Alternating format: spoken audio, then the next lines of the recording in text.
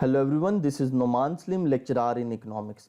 आज हमारा PPSC lecturer economics की टेस्ट प्रिपरेशन सीरीज़ का लेक्चर नंबर 13 है। अगर आपने मेरे पिछले 12 लेक्चर्स नहीं देखे तो उनके लिंक्स डिस्क्रिप्शन में मौजूद हैं, आप वहां से देख सकते हैं। आइए आज का लेक्चर स्टार्ट करते हैं। आज के लेक्चर में हम बात करेंगे about determinants of elasticity of demand, types of elasticity of demand, जिसमें हम देखेंगे cross price elasticity of demand जो कि सब्सटीट्यूट्स और कॉम्प्लीमेंट्स के केस में मेजर की जाती है। Then income elasticity of demand जो कि inferior goods, normal goods, necessities और लग्जरीज या सुपीरियर गुड्स के केस में मेजर की जाती है। Determinants of elasticity of demand. The factors that influence the elasticity of demand of a good are known as determinants of elasticity of demand. Some of them are as follows. Nature of a good. इसका मतलब है कि जैसा भी nature good का होगा उसके accordingly उसकी इलास्टिसिटी होती है। फॉर एग्जांपल, अगर कोई गुड नेसेसिटी है तो उसकी इलास्टिसिटी कम होगी, क्योंकि नेसेसिटीज़ की अगर प्राइजेस बढ़ती भी हैं तो हम उनकी डिमांड इतनी कम नहीं करते। अगर गुड लग्जरी है तो उनकी प्राइस में चेंज आने से उनकी डिमांड में ज़्यादा चेंज आ जाता है। Second one is availability of a substitute. अगर किसी गुड के सब्सटीट्यूट्स ज़्यादा अवेलेबल हैं तो उसकी इलास्टिसिटी ज़्यादा होगी, और जिस गुड के सब्सटीट्यूट्स कम अवेलेबल होंगे उसकी इलास्टिसिटी कम होगी, क्योंकि कंज्यूमर्स के पास ऑप्शंस फिर कम होते हैं। फॉर एग्जांपल, अगर कोई ऐसा गुड है जिसके सब्सटीट्यूट्स बहुत ज़्यादा हैं, अगर उसकी प्राइस बढ़ जाती है तो लोगों के पास, कंज्यूमर्स के पास बहुत ज़्यादा ऑप्शंस अवेलेबल होते हैं कि वो उस गुड को छोड़ के उसका कोई सब्सटीट्यूट कंज्यूम कर लें। इसलिए सब्सटीट्यूट्स के केस में जो इलास्टिसिटी होती है वो ज़्यादा होती है। Next one is deferred demand. इसका मतलब है कि जब हम किसी चीज़ की डिमांड को डिले कर सकते हैं तो उसकी डिमांड को हम डेफर्ड डिमांड कहते हैं। सो डेफर्ड डिमांड के केस में जो इलास्टिसिटी होती है वो ज़्यादा होती है। फॉर एग्जांपल कि अगर एयर टिकट की प्राइस बहुत ज़्यादा हो जाती है और जो कंज्यूमर है या ट्रैवलर है उसने 1 मंथ बाद ट्रैवल करना है, तो वो उसकी डिमांड को डेफर्ड कर देगा, डिले कर देगा, इसलिए क्योंकि वो वेट करेगा कि जब एयर टिकट जो है कम प्राइस पे मिले तो मैं उस वक्त उसको बाय कर लूँगा। सो इस केस में हम देख सकते हैं कि जब हम किसी चीज़ की जो डिमांड है उसको डेफर्ड कर सकते हैं, डिले कर सकते हैं, तो उस केस में उसकी जो इलास्टिसिटी होती है वो ज़्यादा होती है। और अगर कोई दूसरा सिनेरियो ऐसा आ जाता है कि अगर किसी को एमरजेंसी में फ्लाई करना है तो उस केस में क्या होगा, उसकी हम डेफर्ड डिमांड नहीं कर सकते, उसकी हम डिमांड को डिले नहीं कर सकते।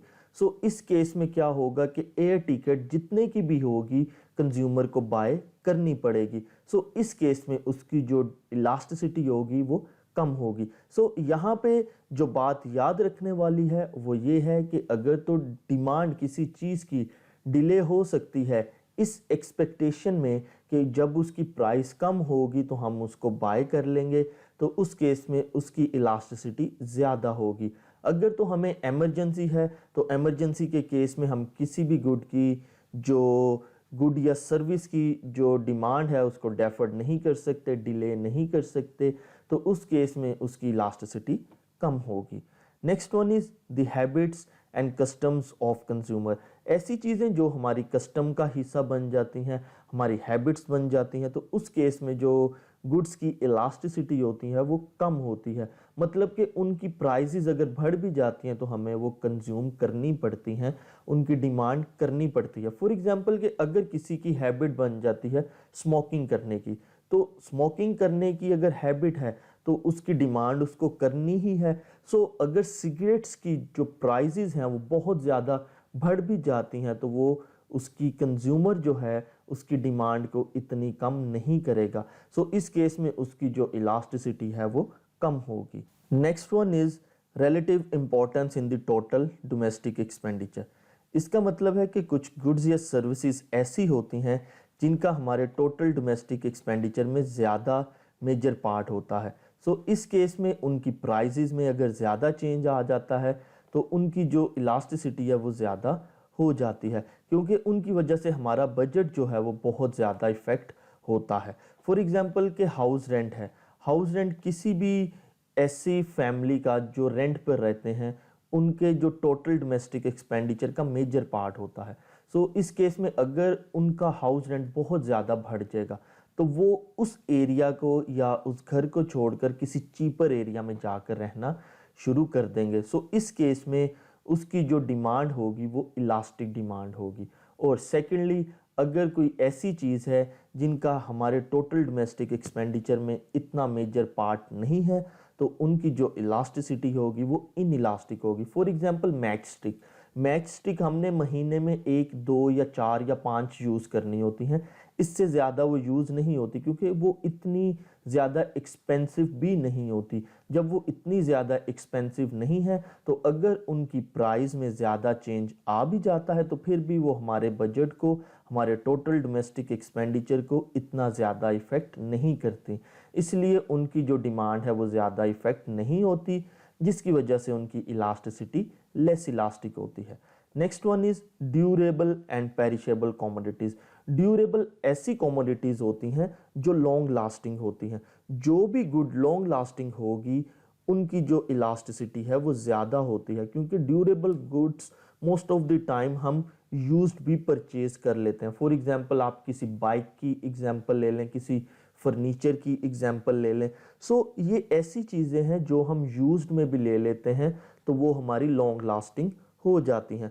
सो इस केस में क्या होता है, जब भी गुड कोई ड्यूरेबल होगी तो उसकी इलास्टिसिटी ज़्यादा होती है। और जो पेरिशेबल गुड्स होती हैं वो जल्दी ख़राब हो जाती हैं, सो उनको हम यूज्ड में नहीं ले सकते, उनको हम यूज्ड में बाय नहीं कर सकते, जिसकी वजह से उनकी जो इलास्टिसिटी होती है वो लेस इलास्टिक होती है। सो ये थे कुछ डिटर्मिनेंट्स जिन पे हमारी इलास्टिसिटी ऑफ डिमांड डिपेंड करती है। मतलब कि इन सारे फैक्टर्स की वजह से किसी भी गुड या सर्विस की जो इलास्टिसिटी होती है वो डिपेंड करती है। अगर तो गुड नेसेसिटी है तो उसकी इलास्टिसिटी कम होगी, अगर तो गुड लग्जरी है तो उसकी इलास्टिसिटी ज़्यादा होगी, और अगर किसी गुड के सब्सटीट्यूट ज़्यादा अवेलेबल होंगे तो उसकी इलास्टिसिटी ज़्यादा होगी, और अगर किसी गुड के सब्सटीट्यूट्स कम अवेलेबल हैं जैसे कोई मेडिसिन है तो उसकी इलास्टिसिटी कम होगी। डेफर्ड डिमांड के केस में ये है कि अगर तो हम किसी चीज़ की डिमांड को डिले कर सकते हैं तो उसकी इलास्टिसिटी ज़्यादा होगी, और अगर हमें एमरजेंसी किसी चीज़ की डिमांड करनी है या एमरजेंसी किसी चीज़ की डिमांड है तो उसकी इलास्टिसिटी कम होगी। सो अगर कोई चीज़ हमारी, इसी तरह से कोई चीज़ हमारी हैबिट का हिस्सा बन जाती है जैसे स्मोकिंग है तो उसकी इलास्टिसिटी कम होगी, मतलब कि उसकी प्राइस में ज़्यादा भी चेंज आएगा तो हम उसकी डिमांड इतनी ज़्यादा कम नहीं करेंगे। और उसके बाद ये है कि अगर किसी चीज़ की जो डोमेस्टिक टोटल एक्सपेंडिचर में ज़्यादा इम्पोर्टेंस है, मतलब कि वो हमारे मेजर एक्सपेंडिचर का हिस्सा है, कि उसकी वजह से हमारा जो टोटल डोमेस्टिक एक्सपेंडिचर है वो काफ़ी ज़्यादा इफ़ेक्ट होता है, तो उसकी इलास्टिसिटी ज़्यादा होगी। और जो चीज़ हमारे टोटल डोमेस्टिक एक्सपेंडिचर को इतना ज़्यादा इफ़ेक्ट नहीं करती उसकी इलास्टिसिटी कम होगी। ड्यूरेबल गुड्स के केस में इलास्टिसिटी ज़्यादा होती है क्योंकि उनको हम यूज में भी परचेज कर लेते हैं, और जो पेरिशेबल गुड्स होते हैं उनको हम यूज में कंज्यूम नहीं कर सकते, जिसकी वजह से उनकी जो इलास्टिसिटी होती है वो कम होती है। आइए अब हम types of elasticity of demand को डिटेल में डिस्कस करते हैं, जिसमें हम सबसे पहले cross price elasticity of demand को डिस्कस करेंगे जो कि सब्सटीट्यूट्स और कॉम्प्लीमेंट्स के केस में मेजर की जाती है।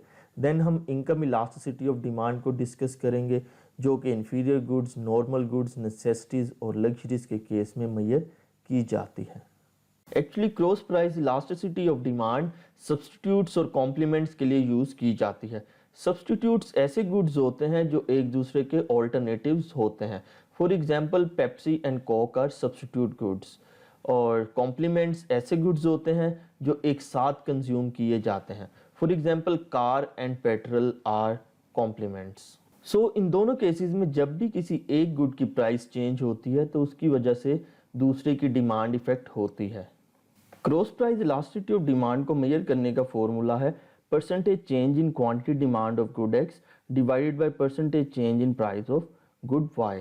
प्राइस ऑफ वाई इंक्रीज होने से अगर डिमांड ऑफ एक्स इंक्रीज हो जाती है तो क्रॉस प्राइस इलास्टिसिटी का जो आंसर है वो ग्रेटर देन जीरो होगा, क्योंकि बोथ वेरिएबल्स सेम डायरेक्शन में मूव कर रहे हैं, जो कि ये शो करेगा कि goods are substitutes. For example Pepsi and Coke, अगर पेप्सी की प्राइस बढ़ती है तो उसकी वजह से कोक की डिमांड बढ़ जाएगी। इसी तरह से अगर प्राइस ऑफ वाई इंक्रीज होने से डिमांड ऑफ एक्स डिक्रीज हो जाती है तो इस केस में क्रॉस प्राइस इलास्टिसिटी का जो आंसर है वो लेस देन जीरो होगा, क्योंकि इस केस में बोथ वेरिएबल्स ऑपोजिट डायरेक्शन में मूव कर रहे हैं, जो कि ये शो करेगा कि goods are complements. For example car and petrol, अगर कार की प्राइस बढ़ती है तो इसकी वजह से पेट्रोल की डिमांड डिक्रीज हो जाएगी, और अगर प्राइस ऑफ वाई इंक्रीज होने से demand of x doesn't change तो क्रॉस प्राइस इलास्टिसिटी का जो आंसर है वो इक्वल टू जीरो होगा, क्योंकि जब भी चेंज इन क्वांटिटी डिमांड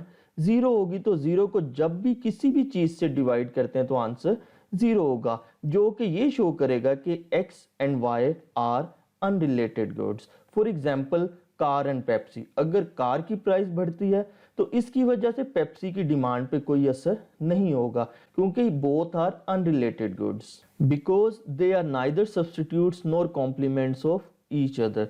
यहाँ पे आपको ये बात याद रखना बहुत ज़रूरी है कि cross price elasticity of demand हर दफ़ा सब्सटीट्यूट्स के केस में ग्रेटर देन ज़ीरो होगी, कॉम्प्लीमेंट्स के केस में लेस देन ज़ीरो होगी, और अनरिलेटेड गुड्स के केस में इक्वल टू ज़ीरो होगी। Income elasticity of demand inferior goods, normal goods, necessities, luxuries या सुपीरियर गुड्स के केस में मेजर की जाती है। इनकम इलास्टिसिटी ऑफ डिमांड का फॉर्मूला है percentage change in quantity demanded divided by percentage change in income. इसका मतलब है कि इनकम में चेंज आने की वजह से जब किसी गुड की क्वांटिटी डिमांड में चेंज आता है तो उसको हम इनकम इलास्टिसिटी ऑफ डिमांड कहते हैं। जब भी किसी कंज्यूमर की इनकम में चेंज आता है तो इन चारों गुड्स की जो क्वांटिटी डिमांड है उनमें डिफरेंट वे में चेंज आता है।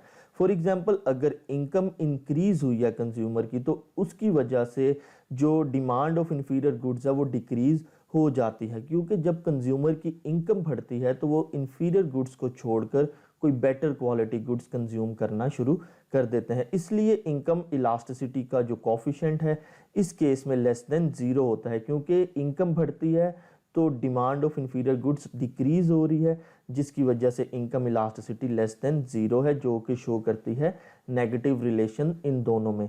फॉर एग्जांपल बस टिकट, जब कंज्यूमर की इनकम बढ़ी तो उसने बस टिकट को छोड़कर अपनी गाड़ी बाय कर ली, तो इसलिए बस टिकट की जो डिमांड है वो कम होगी। अगर इनकम बढ़ती है तो demand of normal goods increase हो जाती है, तो इस केस में जो इनकम इलास्टिसिटी होती है वो ग्रेटर देन जीरो आती है, क्योंकि इनकम बढ़ती है तो लोग जो नॉर्मल गुड्स होती हैं जो डेली लाइफ में वो यूज़ करते हैं उनकी डिमांड वो इंक्रीज कर देते हैं। For example clothes, house hold appliances जो होती हैं उनकी डिमांड इंक्रीज हो जाती है। इनकम इंक्रीज होती है तो डिमांड ऑफ नेसेसिटीज जो हैं वो इंक्रीज हो जाती हैं, बट डिमांड ऑफ नेसेसिटीज जो होती हैं वो इतनी ज़्यादा नहीं बढ़ती कि जितनी इनकम बढ़ी है हमने उतनी ही सारी इनकम अपनी नेसेसिटीज़ बाय करने में कंज्यूम कर दी है। इसलिए जो इसका कोफिशिएंट आता है वो ग्रेटर देन जीरो तो होता है, जो कि शो करता है कि उन दोनों में पॉजिटिव रिलेशन है, लेकिन लेस देन वन होता है। It means as income grows we don't spend all of our income on necessities, क्योंकि जब इनकम तो बढ़ गई है, हमने उनकी डिमांड तो ज़्यादा की है, लेकिन हमने अपनी सारी इनकम जो है वो नेसेसिटीज़ बाय करने पर स्पेंड नहीं करती। इसी तरह से जब इनकम बढ़ती है तो डिमांड ऑफ लग्जरीज जो हैं वो इंक्रीज हो जाती हैं, लेकिन इस केस में जो कोफिशिएंट आता है वो ग्रेटर देन वन आता है। इनकम इलास्टिसिटी का कोफिशिएंट शो करता है कि as income grows we spend more on luxuries, for example branded clothes. ये शो करता है ये कोफिशिएंट के जब इनकम किसी कंज्यूमर की बढ़ती है तो वो बहुत ज़्यादा जो डिमांड है लग्जरीज की तरफ अपनी डेविएट कर देता है, जिसकी वजह से जो उसका कोफिशिएंट है वो ग्रेटर देन वन आता है। क्योंकि इंफीरियर गुड्स के केस में जब भी इनकम बढ़ती है तो उनकी डिमांड कम हो जाती है, इसलिए इंफीरियर गुड्स के केस में income elasticity less than zero या नेगेटिव होती है, और नॉर्मल गुड्स के केस में income elasticity greater than zero या पॉजिटिव होती है, क्योंकि जब भी इनकम बढ़ती है तो नॉर्मल गुड्स की डिमांड भी बढ़ जाती है। नेसेसिटीज़ के केस में इनकम इलास्टिसिटी ग्रेटर देन 0 और लेस देन 1 होती है। लग्जरीज के केस में इनकम इलास्टिसिटी ग्रेटर देन 1 होती है।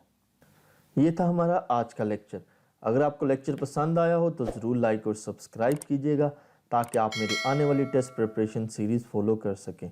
और अगर आपने अभी तक मेरे पिछले 12 लेक्चर्स नहीं देखे तो उनके लिंक्स डिस्क्रिप्शन में मौजूद हैं, आप वहां से देख सकते हैं। और अगर आपके कोई क्वेश्चंस, क्यूरीज या सजेशंस हैं तो आप मुझे कमेंट सेक्शन में बता सकते हैं ताकि मैं आने वाले लेक्चर्स में उनको भी एड्रेस कर सकूं। Thank you.